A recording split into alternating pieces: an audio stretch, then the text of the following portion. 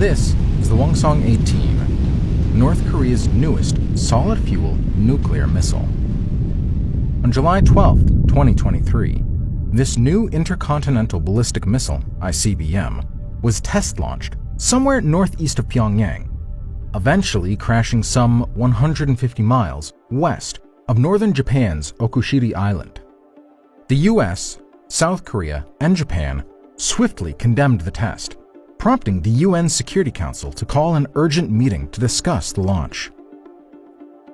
Similarly swiftly, China shifted the blame onto the US presence in the peninsula, singling out the US as the main destabilizing factor in the region.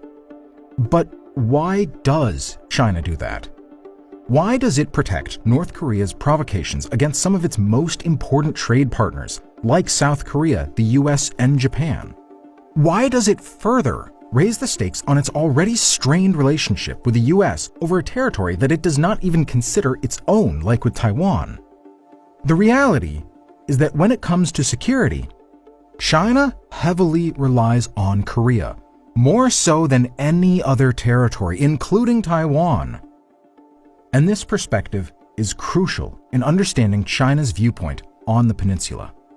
When China assesses its security interests, it does so from Beijing and its surroundings, where the majority of Chinese and the country's political and military elites reside. Approximately 57% of the Chinese population lives within a 750-mile radius of Beijing. In simple words, it is China's main center of gravity. This geographical perspective is key in comprehending China's stance on the peninsula. When China looks at Taiwan, it recognizes its paramount political significance. However, from a security standpoint, apart from its role in preventing Chinese access to the open seas, China sees Taiwan as a distant province without any current US military presence, at least for now. On the other hand, when China looks at Korea, it sees a neighboring potential adversary that has been the battleground for 2 wars against China in the past century and currently hosts nuclear missiles and American troops.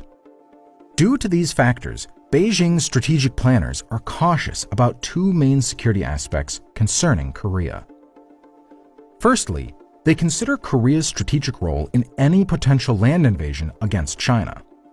Secondly, they acknowledge the peninsula's position as the hidden initial link in the island chain. Due to its geographical location, the Korean peninsula serves as a crucial gatekeeper for Chinese military strategists, safeguarding Beijing and the northeastern region of the country. Since the signing of the 1949 Treaty of Mutual Defense Assistance, North Korea has acted as a guard between the United States and the peninsula. From China's perspective, the presence of US military forces in this Korean peninsula poses a significant obstacle to securing its borders. The United States maintains 6 major military bases in the region, deploying approximately 26,000 troops. Moreover, advanced weapon systems such as nuclear ballistic submarines, strategic bombers, and advanced air defense systems not only cover North Korea, but also pose a threat to Chinese military capabilities. North Korea's proximity to Seoul, which lies within artillery range of the border, gives it a credible deterrence capability against the United States. The addition of Pyongyang's nuclear arsenal further complicates any potential military operations, demanding a significant allocation of resources. And it's not just a matter of good old-school military deterrence.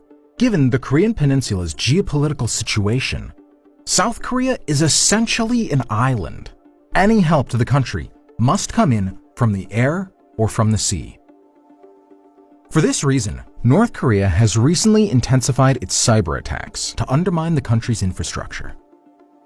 From hospitals to power plants, the North Koreans are capable of hacking the South's grid-connected infrastructure. This is also part of North Korea's border deterrence strategy. North Korean hackers have demonstrated extensive capabilities in not only finding vulnerability in South Korean firewalls, but also breaching US cyber defenses. Recent reports indicate that almost half of North Korea's foreign reserves are derived from online and cryptocurrency fraud, often associated with identity theft and online information gathering. Acquiring personal information online, particularly in the US, has become alarmingly simple. specialized websites sell such data ranging from names and addresses to more sensitive details like criminal records, health history, and even social security numbers. Fortunately, there is a solution. Incogni, the sponsor of today's video. Incogni is a software that automates the process of contacting data brokers and, with user permission, opts out of data collection on behalf of the user. This automation also ensures continuous monitoring to safeguard the user's privacy. I particularly appreciate how the automation of this task also enables follow-up on the actual removal of the information. In fact, Incogni continuously scans the internet for the user's information and ensures its privacy.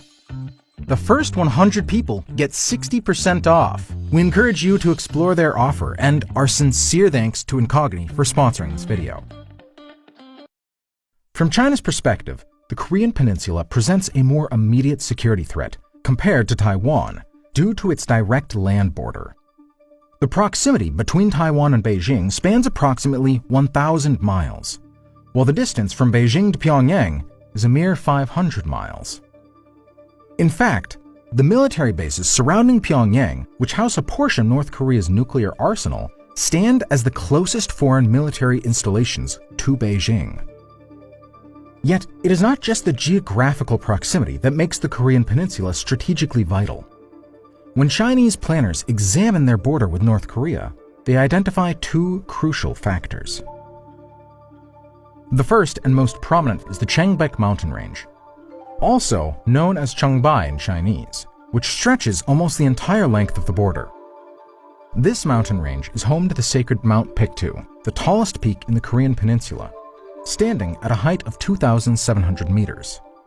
These mountains act as a natural barrier against land invasions, creating a physical divide between China's northeast, which corresponds to the core of former Manchuria, and North Korea. The second significant feature is the narrow strip of flat land that extends from the plains south of Seoul all the way to one of the most densely populated places on Earth, the North China Plain. These flatlands connect Korea with China's heartland and are thus the main invasion route towards China's demographic, military, and political center of gravity. Historically, these low-lying lands, measuring on average under 400 meters above sea level, have served as invasion routes, with a notable example being the Japanese invasion of Manchuria. This expansive area is as large as Turkey and is home to over 500 million people. The three provinces closer to the border itself, particularly China's northeast, have been invaded frequently in the past, with the Japanese and Soviets being the most recent invaders. This region, which is equivalent in population to California, Texas, and Florida combined, holds strategic importance for three main reasons. Firstly, this region is home to China's own Rust Belt, housing the majority of heavy industry manufacturing plants. For example, Shenyang produces Chinese Air Force jets, such as the J-11, its carrier version, J-15, and the under-development fifth-generation fighter, FC-31. Secondly, the northeastern region serves as China's granary due to its fertile black earth belts and the highest amount of fertile land per capita in the country. Despite occupying only 11% of China's total size, it contributes to 1/3 of the country's total crop production. Lastly, China's northeast is a major oil and coal production region. The Daqing oil field played a crucial role in establishing this region as China's heavy industry hub during the Great Leap Forward, and was the country's largest oil field until 2021, producing 600,000 barrels per day.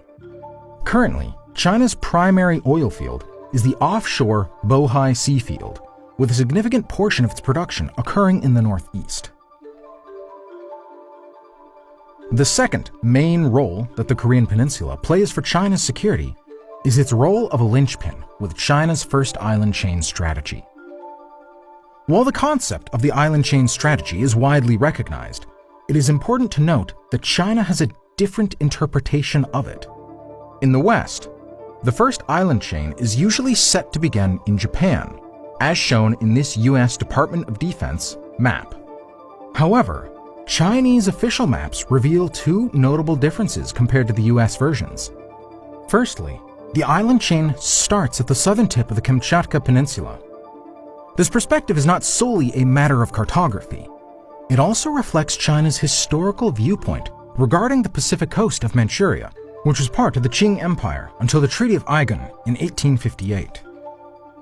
Secondly, beyond geographical boundaries, the chain extends southward through Japan and ultimately establishes a strategic link over the Korean Peninsula. This holds immense importance in understanding China's geostrategic interest in the Korean Peninsula. If we consider the start of the link from a contemporary Chinese border perspective, the first island chain does not begin in Kamchatka or Japan.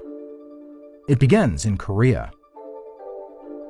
If we look at the map and consider Korea as an island, given its political and geographical situation, Korea is effectively the first foothold of the island chain. Within the context of the island chain strategy, the Korean Peninsula surpasses Taiwan in significance to Beijing's security calculations, especially for its role in closing the Yellow Sea. The Yellow Sea, nestled between China's northeastern coast and the Korean Peninsula, emerges as a strategically significant theater with immense military importance. China's reliance on the Yellow Sea sea lanes of communication revolves around three primary pillars. Firstly, the Yellow Sea provides exclusive access to the Bohai Sea, a crucial body of water indispensable for the resupply and defense of Beijing. Securing this maritime route stands as a foundational element of China's military strategy. Secondly, the Yellow Sea also plays a central role in bolstering China's energy and resource security. This is highlighted by its status as one of the top regions for oil and liquefied natural gas ports in terms of tonnage. The presence of these vital resources is essential for China's economic and military sustainability, with 3 of the 5 top oil and LNG ports in China located directly in the Yellow Sea. Lastly, in addition to serving as a vital economic corridor, the Yellow Sea offers a channel for the strategic mobility of China's military assets. In times of conflict or regional tension, the ability to swiftly relocate military units and supplies from the south to the north and vice versa holds paramount importance. This strategic flexibility enhances China's military capabilities and readiness. However, the geostrategic importance of the Yellow Sea also presents a series of naval challenges. Firstly, the Yellow Sea is very shallow, with an average depth of just 144 feet. This poses significant difficulties for naval operations and maneuverability, particularly in the context of submarine warfare and intelligence gathering. Additionally, the shallow nature of the sea increases the vulnerability of seafloor pipelines and internet cables, making them more susceptible to disruption. Secondly, the presence of major commercial ports in the Yellow Sea, such as Incheon, Qingdao, and Tianjin, results in high traffic in these seaways. This creates a significant amount of noise, making it challenging to distinguish between warships and commercial vessels. The problem is, commercial vessels share this body of water with major navies, including those of North Korea, South Korea, Japan, and the United States. Notably, North Korea boasts one of the world's largest fleets of submarines, estimated in the 60 to 90 ballpark, while South Korea possesses advanced military capabilities, with advanced German conventional type currently in use. Furthermore, the presence of U.S. naval assets, including frequent port calls by nuclear submarines and aircraft carriers, adds another layer of complexity to the regional dynamic, and especially for China's SLOC security. In such a confined naval space, a wide variety of navies and interests overlap, making it a potential flashpoint for conflicts in the region that can potentially involve China's SLOC security. One major hotspot in the Yellow Sea is the Northern Line Limit, which experienced a significant escalation in 2010 when the Northern Korean torpedo attack sank the ROKS Cheonan, resulting in a tragic loss of 46 seamen lives. Any conflict in the Yellow Sea directly impacts Chinese interests, making it a focal point for all the actors involved in the region. In conclusion, the Korean Peninsula occupies a central role in China's security and geostrategic calculations, surpassing the significance of Taiwan from China's unique perspective. Gaining insight into these multifaceted factors is crucial for decoding China's actions and strategies within the region. If you like this video, be sure to also check out a general overview of the Korean Peninsula geopolitics video, where we try to understand the general dynamics and interests at play in the peninsula. Thanks again to Incogni, the team, and the community, and thank you for watching and your support. Ciao.